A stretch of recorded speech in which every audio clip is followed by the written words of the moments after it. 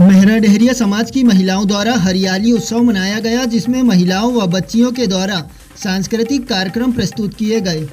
छोटी छोटी बच्चियों के द्वारा शानदार मंच संचालन किया गया। बाबा साहेब डॉक्टर भीमराव अंबेडकर जी की प्रतिमा पर माल्यार्पण कर कार्यक्रम की शुरुआत की गई। महिलाओं ने भजन गीत गाकर झूले भी झूले। अलग अलग प्रांतों की वेशभूषा में 16 श्रृंगार कर महिलाओं ने महोत्सव का भरपूर आनंद लिया। भवन के प्रांगण में वृक्षारोपण का कार्य भी कार्यक्रम के दौरान किया गया। दीप से जलना ना सीखो, दीप से मुस्कान सीखो, सूर्य से ढलना ना सीखो, सूर्य से उत्थान सीखो। सोचना है हम स्वयं इस चित्र में अंकित कहाँ है, राह चलना ही ना सीखो, राह का निर्माण सीखो। जोरदार तालियों से हमारी तीसरी जज का स्वागत कीजिए। हम हमारी प्यारी जज कंचन डेहरिया जी को मंच में बुलाना चाहेंगे। जोरदार तालियां हो जाए।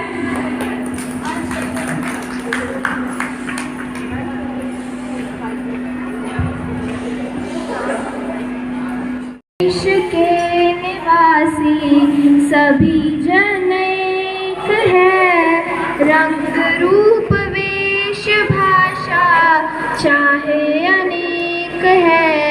हिंद देश के निवासी सभी जन एक है, रंग रूप वेश भाषा चाहे अनेक है।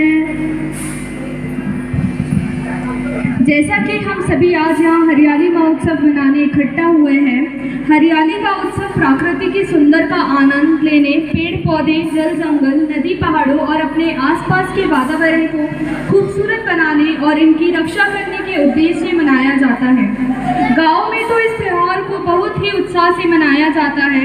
यह उत्सव सावन में हरियाली अमावस्या से लेकर रक्षाबंधन के बीच 15 दिनों के लिए लोग अपनी सुविधा के अनुसार इसे बनाते हैं। तो आइए हम सब मिलजुल कर इस महोत्सव के नाते प्रकृति से जुड़ते हैं और अपने कार्यक्रम को आनंदमय बनाते हैं। सबसे पहले मैं कार्यक्रम की शुरुआत में आमंत्रित करती हूँ हमारे तीनों जजों को, जिसमें सादर आमंत्रित हैं सारिका डेहरिया जी को मैं आमंत्रित करती हूँ इन पंक्तियों के साथ। होती है खुशबू फूलों में ही, होती है खुशबू फूलों में ही, उड़ते हैं झोंकों पवनों में जब, मिलती है खुशबू सबको ही। जोरदार तालियां हो जाए। सारिका डेहरिया जी मंच में उपस्थित होइए। तू ही ना गजब का मंच संचालन किया है। इतनी अच्छी एंकरिंग तो मैं इतने सालों में भी नहीं कर पाई। इतना अच्छा इन लोग ने एंकरिंग किया है। और प्रज्ञा, हमारी प्रज्ञा तो नंबर लेती है। ये जो सब डेकोरेशन है, ये मैं नमन, आप सभी कार्यक्रम की शोभा बढ़ाने आए, आप सभी कार्यक्रम की शोभा बढ़ाने आए, हरियाली के इस उत्सव में चार चांद लगाने आए, हरियाली के उत्सव में चार चांद तालियां बजाना, तालियां। हृदय की गहराई से करती हूँ मैं आपका अभिनंदन, हृदय की गहराई से मैं करती हूँ आपका अभिनंदन। बहुत सुंदर। जैसा कि आज हमारे हरियाली महोत्सव मनाने की थीम आज़ादी के 75वां अमृत महोत्सव है, तो आप सभी को आज़ादी के 75वें अमृत महोत्सव की हार्दिक बधाई, शुभकामनाएं प्रेषित करती हूँ।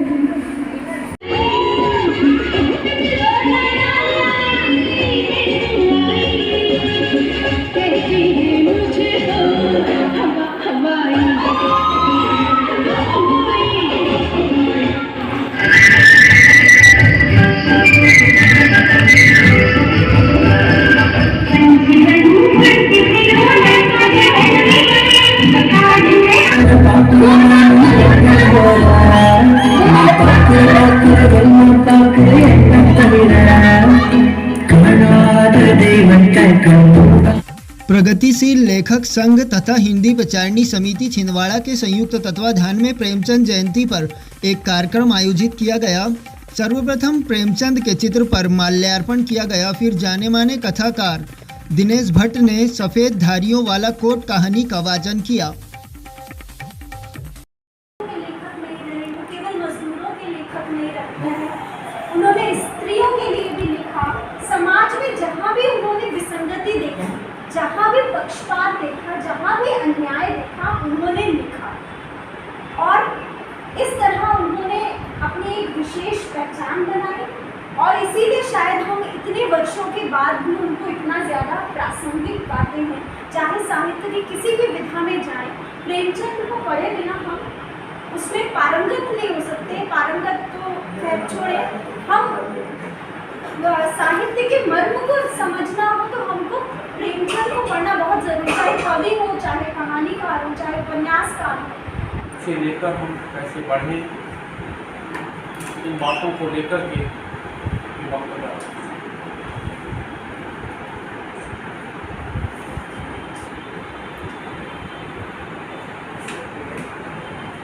जब भी प्रेमचंद शुरू हुआ था तो वो इतने गरीब थे कि उनको मजदूर नहीं मिलते थे, तो खुद ही पैर से चलाने वाली एक मशीन होती थी, वो इस प्रकार से मशीन को चला के और उस पत्रिका को छापते।